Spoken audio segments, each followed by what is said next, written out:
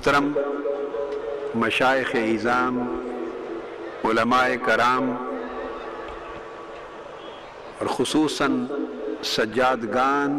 و خدام سلطان ہند، امام الاولیاء والعارفین، خواجہ خواجگان حضور سیدنا خواجہ معین الدین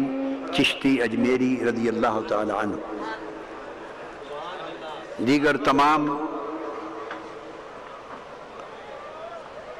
معزز شرکاء،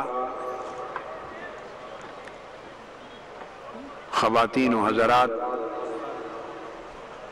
اور گجرات اسٹیٹ، بروڑا اور گرد و نواح، بلکہ اجمیر شریف، بامبے، احمد آباد، کچھ بھوج، بنگلور، حیدرآباد، دکن، دہلی، لکھنؤ اور خدا جانے جتنے لوگوں کو میں پہچان رہا ہوں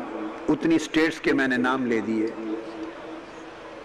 انڈیا کے دور دراز علاقوں سے، اطراف و اکناف سے آج ہزارہا کی تعداد میں عاشقان رسول، جن میں ہزارہا خواتین بھی ہیں اور حضرات بھی ہیں، اس پنڈال میں جمع ہیں۔ میں سب کو اس عظیم الشان بابرکت اجتماع میں شرکت پہ صمیم قلب سے مبارکباد پیش کرتا ہوں۔ سب سے پہلے میرا اخلاقی فریضہ ہے کہ میں شکریہ ادا کروں حکومت ہند کا اور ان کے ہوم ڈپارٹمنٹ کا، انٹیریئر منسٹری کا، کہ جنہوں نے پورے انڈیا کے لیے میرے دورے کی خاطر ویزا کی فیسیلٹی مہیا کی، اور ثانیاً اسٹیٹ آف گجرات کی گورنمنٹ کا اور اس کی لا انفورسنگ ایجنسیز کا، اس کی انٹیلیجنس ایجنسیز کا، اس کے پولیس کا، اس کی ہوم منسٹری کا اور چیف منسٹر صاحب کا، کہ جنہوں نے بہت زیادہ اہتمام کیا سیکیورٹی کا، اور اسٹیٹ گیسٹ ڈکلیئر کر کے Z+ سیکیورٹی کے انتظامات پورے شہر میں ان دنوں کے لیے کیے، اور انہوں نے اس لحاظ سے اپنے فریضہ کو ادا کیا، تو میں انہیں بھی اس امر پہ اور تعاون پہ مبارکباد کے ساتھ شکریہ ادا کرتا ہوں۔ پولیس، سینکڑوں کی تعداد میں پولیس افسران اور کمانڈوز، سینکڑوں کی تعداد میں بڑی تندہی سے اپنے افسران کی نگرانی میں وہ اپنا فریضہ انجام دے رہے ہیں۔ میں ان کے لیے بھی اپنی نیک تمناؤں اور نیک جذبات کا اظہار کرتا ہوں۔ ثالثاً، آپ احباب، مجھے اندازہ ہے بہت تکلیف اٹھا کر اس کرجن کے مقام پر، کرجن ہی نام ہے، کرجن کے مقام پر بروڑا سے کوئی لگ بھگ 45-50 کلومیٹر باہر، اتنا ہی ہے، 45-50 کلومیٹر بروڑا شہر سے باہر اس پنڈال میں آپ جمع ہوئے، جہاں نہ کوئی آبادی ہے، نہ کوئی شہر ہے، نہ کوئی بڑا قصبہ اور گاؤں ہے، اور میں چونکہ خود بھی بروڑا سے آیا ہوں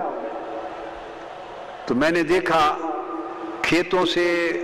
میری گاڑی بھی اور سیکیورٹی کی گاڑیاں، پولیس کی گاڑیاں اور انتظامیہ کی گاڑیاں میرے ساتھ گزرتی آئی ہیں،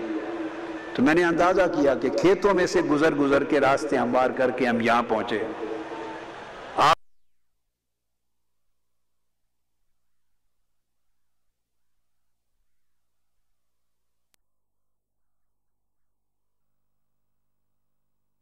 کی عظیم ہمت پر آپ کو سلام کرتا ہوں کہ جو ناممکن تھا آپ نے ممکن بنا دیا۔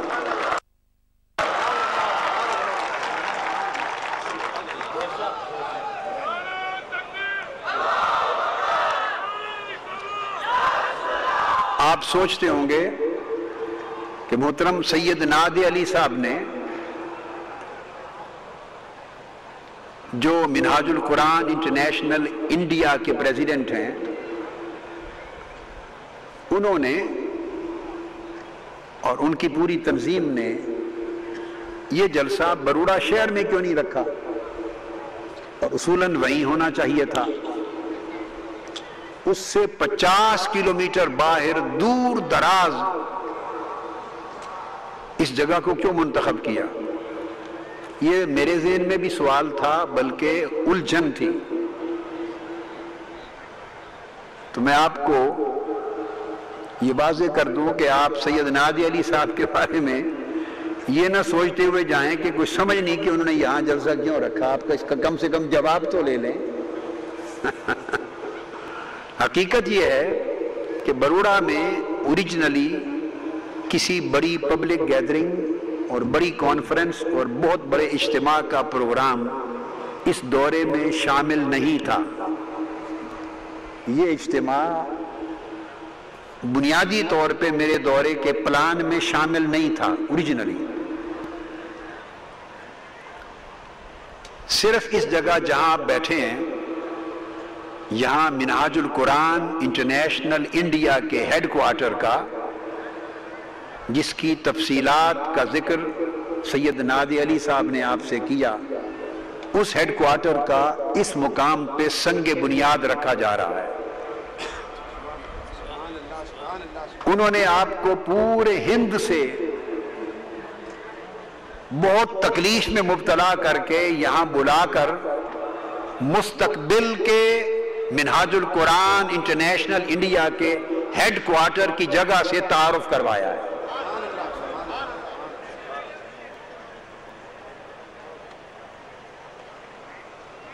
پروگرام میں صرف سنگ بنیاد رکھنا تھا،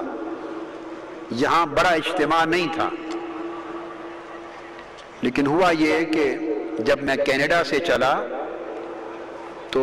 انڈین ایمبیسی نے اوریجنلی مجھے صرف 2 شہروں کا ویزا دیا، صرف 2 شہروں کا، ایک دہلی اور ایک بروڑا، بس۔ اس کے علاوہ کسی اور سٹیٹ یا کسی اور شہر کا ویزا کینیڈا میں ایمبیسی سے مجھے نہیں ملا۔ لہذا ذہن میں ایک کنفیوژن تھا کہ اب صورتحال کیا ہوگی۔ پروگرام میں دے چکا ہوں اور مختلف سٹیٹس میں اور شہروں میں لوگوں نے بڑے بڑے اجتماعات اور کانفرنسز کا ارینجمنٹ کر لیا ہے، مگر سیکیورٹی ریزنز کی وجہ سے یا جو بھی اور اسباب تھے، کینیڈا سے چلتے ہوئے میرے پاس ویزا کسی اور شہر اور سٹیٹ کا نہیں تھا سوائے بروڑا کے۔ اب دہلی تو انٹری پورٹ ہے، تو اترنا ہی وہاں ہوتا ہے۔ لہٰذا یہ ڈسکس کیا، انہوں نے بتایا کہ جب میں دہلی پہنچ جاؤں گا تو ہمارے احباب دہلی آ جائیں گے، جن میں اسد الدین اویسی صاحب نے حیدرآباد دکن سے بڑی خاصی کوشش کی، وہ خود آئے اور وہ یہاں آ کر میرے قیام کے دوران پھر اپلائی کریں گے اور اس ویزا پر مزید ایکسٹینشنز لیں گے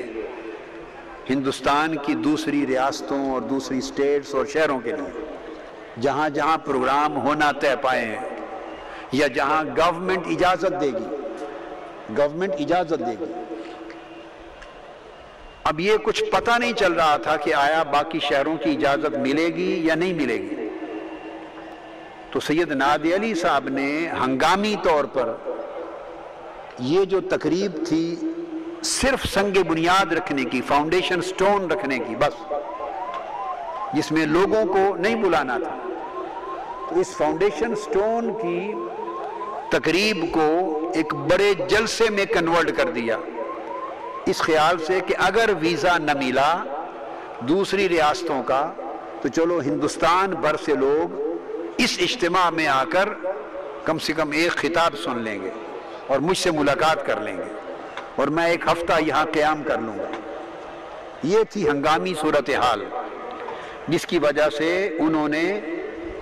ارجنٹ بیسز پر یہاں فاؤنڈیشن سٹون کی جو سیریمنی تھی، سنگ بنیاد رکھنے کی سیریمنی، اس کو جلسہ عام میں کنورٹ کر دیا۔ یہ ریزن تھی شہر میں جلسہ نہ کرنے اور 50 کلومیٹر باہر دیہات میں آ کر کرنے کی۔ لیکن آپ دیکھیے لوگوں کے عالم، جذبات کا عالم، کہ ابھی رواں دواں گاڑیوں کی لائٹوں کی قطاریں چلی آ رہی ہیں اور سمندر، ٹھاٹھے مارتا ہوا سمندر اہالیان ہند میں سے عشاق رسول کا، ان کو روکیں بھائی، بیٹھنے دے دو، بیٹھنے دے دیں، بیٹھے۔ وہ اتنی کثرت کے ساتھ آئے ہیں کہ ایک ٹھاٹھے مارتا ہوا سمندر کا منظر بن گیا۔ اس پر میں سید نادی علی کو بھی اور تحریک منہاج القرآن انڈیا کے تمام کارکنان اور قائدین جو آئے ہوئے ہیں ان کو، اور آپ ہزاروں لاکھوں کی تعداد میں جو آج اجتماع میں ہیں، سب کو صمیم قلب سے مبارکباد پیش کرتا ہوں۔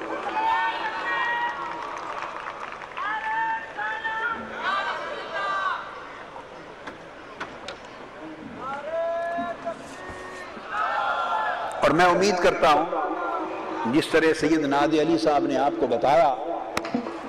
کہ آپ سارے احباب گجرات کے سب لوگ اور دور دراز سٹیٹس کے لوگ مل کر ان کا یہ خواب